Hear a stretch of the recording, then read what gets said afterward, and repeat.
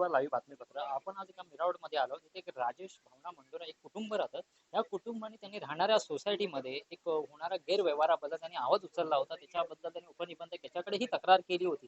पण ह्या तक्रारीचं स्वरूपच आता वेगळं बदललं आहे. ह्यांच्यावरती राजकीय दबाव दिला जातो. ह्यांना खूप मानसिक आणि सगळ्या बाबतीने ह्यांना छळ केला जातो. ह्यांच्यावरती गुन्हे नोंदवलेले आहेत आणि ह्यांचं पूर्णपणे असं मत आहे की ह्याच्या पाठीमागे कोणतरी राजकीय दृष्टी राजकीय ताकद ह्याच्या पाठीमागे उभी आहे. नक्की त्यांचा आरोप काय आपण त्यांच्याकडनं जाणून घेऊ. से रह रहा हूँ। मैं पहले भाड़ूती था, वो बाद में वही फ्लैट मैंने ख़रीद लिया।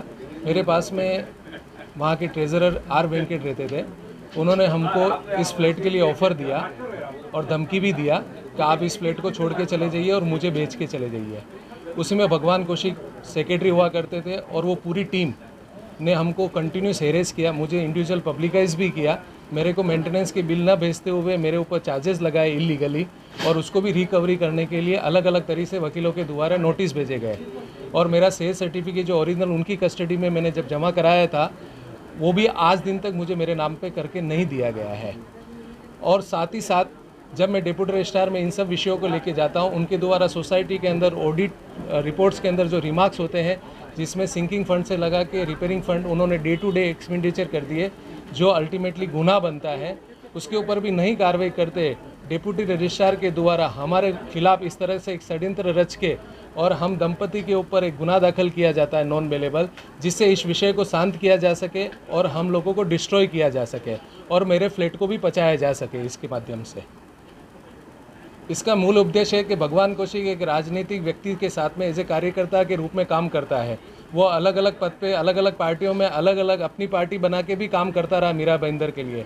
और मीरा भाईंदर में ये बोलता है कि भ्रष्टाचार मुक्त करूंगा और अवेयरनेस लेके आऊँगा, लेकिन सबसे बड़ा भ्रष्टाचार उन्होंने जहांगीर कॉम्प्लेक्स फेडरेशन में भी किया है और खुद जहाँ वो रहते थे जहांगीर कॉम्प्लेक्स गंगोत्री सोसाइटी में, वहाँ भी उन्होंने इस तरह का फ्रॉड किया हुआ और ये डॉक्यूमेंट्री साबित भी हुआ है। उस तरह के पूरे कागजात और पूरे तथ्यों के साथ में मैंने डेप्यूटी रजिस्ट्रार से लगा के डिविजनल रजिस्ट्रार से लगा के मंत्रालय तक इस तरह के पूरी पेपर के साथ अपनी कंप्लेंट्स या अपनी एप्लीकेशन कर रखी है।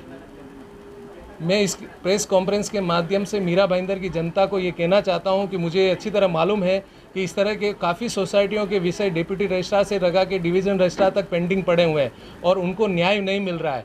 और हमारी तरह किसी और के साथ में इस तरह की घटना या दुर्घटना नहीं घटे तो उनको अवेयर होके आगे आना चाहिए। मैं एक सामाजिक प्राणी के साथ साथ मैं एक प्रभुत्व समाज से भी आता हूँ। मैं राजस्थानी समाज को भी एक अपील करना चाहता हूँ कि मेरे साथ इस तरह की घटना यहाँ के राजनीतिक चरित्र के हिसाब से या राजनीतिक आकाओं के हिसाब से मेरे साथ किया गया है, जो खुद राजस्थानी है और इस तरह के अपने लोगों के साथ में इस तरह का अन्याय हो रहा है, तो आप भी आगे आइए और मेरे साथ न्याय की मांग कीजिए। इस तरह का उपदेश उनका है कि अपने कार्यकर्ताओं को बचाना और अपने कार्यकर्ताओं को बचा के सामने वाले को हेरेस करना और इस तरह के माध्यम से उन सब विषयों को शांत करना है। जो कार्रवाई उसके ऊपर होनी चाहिए थी वो कार्रवाई नहीं होने देना, ये उनका उद्देश्य है, जिससे भविष्य के अंदर ऐसे कार्यकर्ताओं को वो आगे लेके जा सके, अपने लाभ के लिए यूज़ कर सके।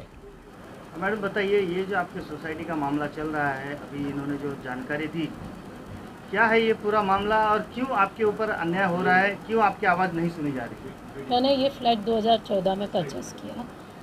परचेज़ करने के बाद मैंने अपने डॉक्यूमेंट्स अपने नाम पे ट्रांसफ़र करने के लिए दिए। जब मुझे ये पता चला कि सोसाइटी में फ़ंड के बहुत सारा गबोला है, ऑलमोस्ट 25-26 लाख के आसपास का फ़ंड ट्रांजैक्शन हुआ है गलत तरीके से, और इसी वजह से उन्होंने ये सब चीज़ें रोकने के लिए, मुझे गलत साबित करने के लिए मेरे ऊपर गुनाह दाखिल किया है, अपने आप को बचाने के लिए। भगवान कौशिक, आर वेंकट, मनीष मोदी, शीला जवेरी, शकुंतला मजूमदार, इस तरह के जो पदाधिकारी उस समय थे, इनके गबोलों को मैं जितना बाहर निकाल रही हूँ उतना ही ये लोग मुझे परेशान कर रहे हैं, उतना ही मुझे डिस्टर्ब करने की कोशिश कर रहे हैं, कहीं ना कहीं राजनीतिक प्रेशर करके।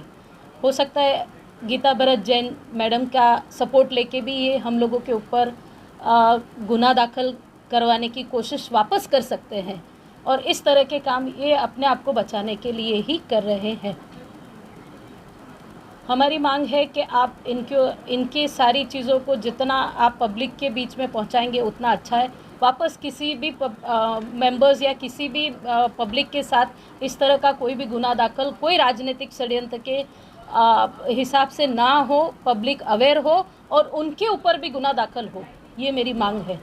उप निबंधक कार्यालय में जो भ्रष्टाचार का पूरा रैकेट चल रहा है उसमें मैं कार्रवाई मांग रहा हूँ, चाहे मंत्रालय लो, और मैं कैबिनेट मिनिस्टर अमित शाह से भी अभी जल्दी से जल्दी निवेदन करूँगा और पूरी डॉक्यूमेंट्री मैंने उनको भी भेज रखी है और उनसे व्यक्तिगत मिलके और मैं उनसे मांग करूँगा कि इस पूरे रैकेट को, एक नेक्सस को, जो भ्रष्टाचार, मोदी जी का जो सपना है कि भाई भ्रष्टाचार कम होना चाहिए या नहीं होना चाहिए, नाबूद होना चाहिए, और मैं जल्दी ही मेरी वाइफ के साथ में जो हमारे साथ में अन्याय हुआ है उसके लिए आज़ाद मैदान के अंदर अनशन करने के लिए मैं प्रतिबद्ध हूँ और मुझे न्याय मिले ऐसी मैं कामना करता हूँ सरकार की तरफ से।